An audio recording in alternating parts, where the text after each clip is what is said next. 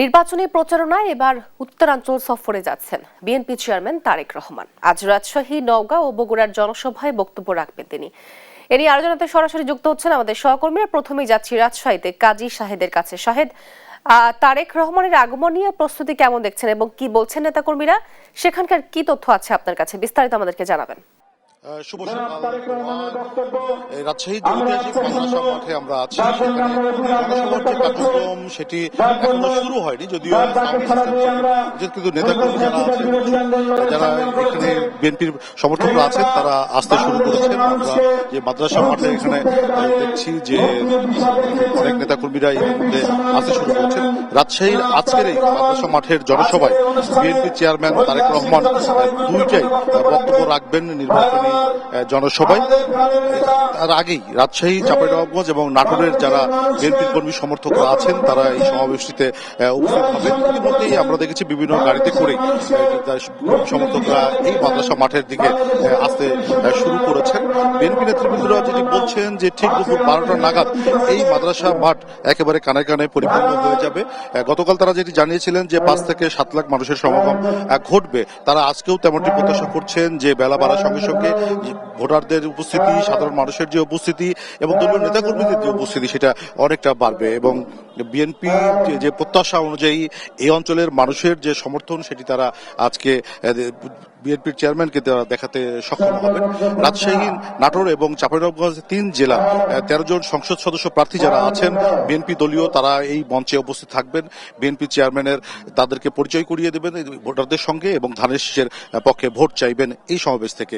এছাড়া যেটি বলা হয়েছে যে আগামীতে বিএনপি সরকার গঠন করলে তাদের কি পরিকল্পনা আছে রাজশাহী অঞ্চলকে ঘিরে, সেটি দলের চেয়ারম্যান আজকের এই জনসভার মাধ্যমে সাধারণ মানুষদেরকে জানাবেন এবং বিএনপি আগামীতে ক্ষমতায় গেলে কি কি করতে চায় এই অঞ্চলের জন্য সেটিও তুলে ধরবেন।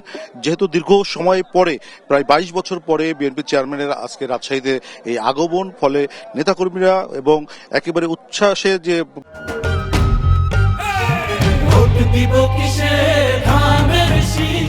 ফেটে পড়া যেটিকে বলা যায়, সে ধরনের উচ্ছ্বসিত নেতাকর্মীরা।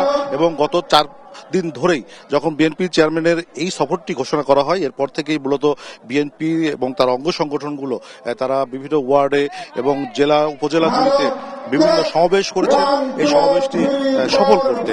ফলে বলা যায় যে একেবারে এই যে একটি উৎসব মুখর পরিবেশে এখানে বিএনপির যে নির্বাচনী জনসভা সেটি তারা করতে যাচ্ছেন।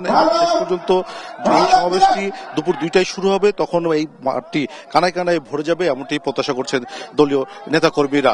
কিছুক্ষণ আগে আমরা দেখছি যে বিএনপির রাজশাহী 2 আসনের যিনি প্রার্থী মিজানুর রহমান মিনু, তিনিও মাইকে কথা বলেছেন। তিনি বলছেন যে তিনি প্রত্যাশা রাখছেন নির্ধারিত সময়ে দুপুর 2টায় বিএনপি চেয়ারম্যান সভামঞ্চে আসবেন এবং তিনি এই ভোটারদের উদ্দেশ্যে উপস্থিত দর্শকদের বক্তব্য রাখবেন। তো রাজশাহী থেকে তারেক রহমানের আগমনকে ঘিরে ছিল আমার কাছে এই সর্বশেষ। আমরা চলে যাচ্ছি সহকর্মী কামাল হোসেনের কাছে নওগাঁয়, সেখানকার খবর জানতে।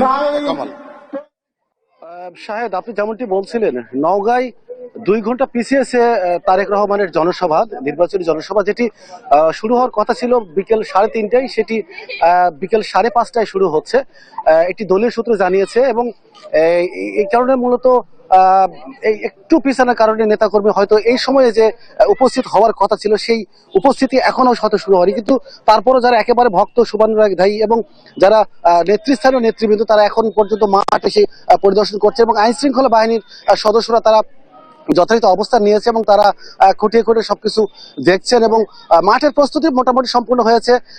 তো জানিয়ে রাখি, নওগাঁয় 6টি নির্বাচনী সংসদীয় আসনের প্রার্থীর পাশাপাশি জয়পুরহাট এর 2টি প্রার্থী, অর্থাৎ প্রায় 8 জন প্রার্থীকে এখান থেকে পরিচয় করিয়ে দেওয়া হবে এমনটি ভাবছেন নেতাকর্মীরা। এবং নেতাকর্মীরা ঠিক সেটা নিয়ে বেশ উচ্ছ্বাস উদ্দীপনা লক্ষ্য করা গেছে। তারা জানাচ্ছেন যে দীর্ঘ 20 বছর পর তারেক রহমান নওগাঁয় আসছেন, তাদের নির্বাচনী জনসভায় ভাষণ দিচ্ছেন এবং নেতাকর্মীদের উজ্জীবিত করবেন, পরামর্শ দিবেন এবং কি পরামর্শ দেন, কি পরিকল্পনার কথা জানান, সেটা নিয়ে তারা আগামী 12 তারিখের যে ত্রয়োদশ সংসদ নির্বাচন হবে সেই সংসদ নির্বাচনে তারা সেই পুঁজিকে নিয়ে তারা ভোটের মাঠে ঝাঁপিয়ে পড়বেন এবং ভোটারদের প্রলুব্ধ করার চেষ্টা করবেন। মোটামুটি এমনটি ছিল নওগাঁর। এছাড়া আমি যদি আইন শৃঙ্খলা রক্ষা করা বাহিনীর কথা বলি, তাহলে তারা যেমন জানিয়েছেন যে আসলে ডগ স্কোয়াড দিয়ে পরীক্ষা করা হয়েছে এবং চরম নিশ্চিত নিরাপত্তার ব্যবস্থা করা হয়েছে। তো নওগাঁ থেকে আমার কাছে এমনটি ছিল সর্বশেষ তথ্য। ফিরছি স্টুডিওতে। তোয়া।